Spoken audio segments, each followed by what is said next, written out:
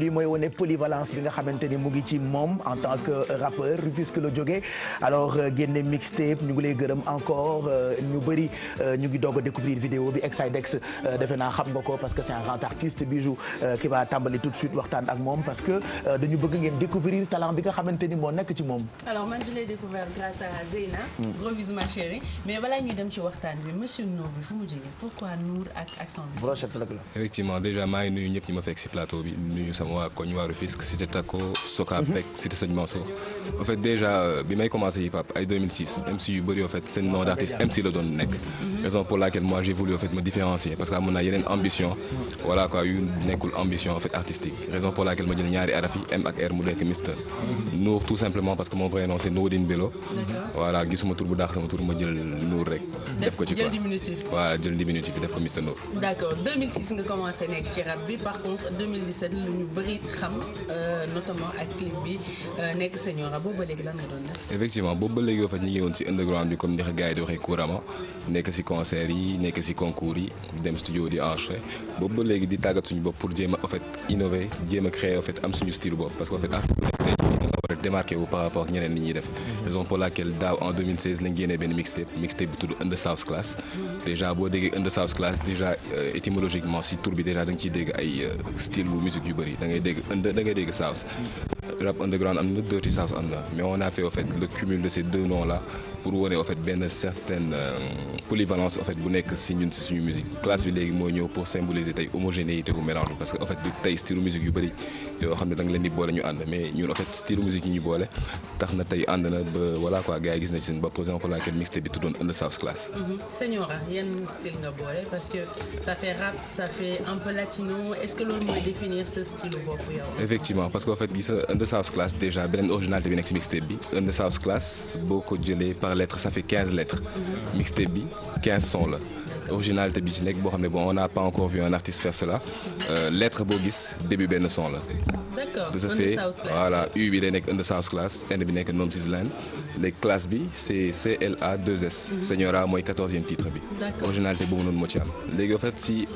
partie under bi y a des sons typiquement under rap underground. partie South bi typiquement des sons Dirty South les classes bi en fait mooy comme genre son Señora yi voilà pour wane en fait tey suñu polyvalence dama ciy profiter aussi jaare waale producteur musique bi il est décédé en fait c'était un beatmaker il s'appelait Muestro il a eu à travailler avec beaucoup d'artistes comme Edmo comme Nit Doff avant muy jógee États-Unis la ma yónnee woon musique bien gratuitement finalement bi mixtape bi génnee quelques jours après c'est le décédé donc c'est un moyen pour nous en fait de lui rendre hommage aussi parce qu'en fait musique la doon dund tey son mi ngi cartonné bu son bi eggsee fii c'est grâce à lui franchement en tout cas. Ouais donc man li may wax rek par rapport à toujours li mu def c'est courant musical la boo xam ne forcément ci tegu waaw si tu amènes le style ça va marcher man li ma bëggoon xam aussi moom mooy est-ce que couleur musicale bi rek ngay def wala am na yeneen yoo xamante ne koy def. effectivement mixtape bi franchement dafa riche ay styles musicaux yu bëri ñoo ci ne parce que en fait tey jii man en fait am naa sama appréciation par rapport ak gars yi ñuy def raison pour laquelle man sama bopp parfois je produis de la musique pour essayer en plus d'apporter ma touche musicale. Aussi bien au niveau des écritures qu'au niveau de la musique raison pour laquelle di nga gis différence bu bëri ci biir mixtape bi raison pour laquelle solo costume parce qu'en fait différent effectivement parce qu'en fait mixtape bi am na partie under bu ko jaree en fait dañuy sol casquette jungle jean partie south comme son nom l'indique partie classe aussi comme li nga gis nii tey parce qu'en fait tous les jours en fait on s'habille comme ça donc du hasard tey jii nii muy reflété wu tey suñu musique di reflété wu aussi suñu tour. à part le rap lan ngay def.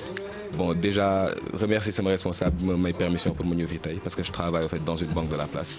dama war a delluwaat léegi liggéey yi sama responsable moom may permission maa koy remercier bu baax a baax. dëgg la vraiment comme quoi rap musique la. exactement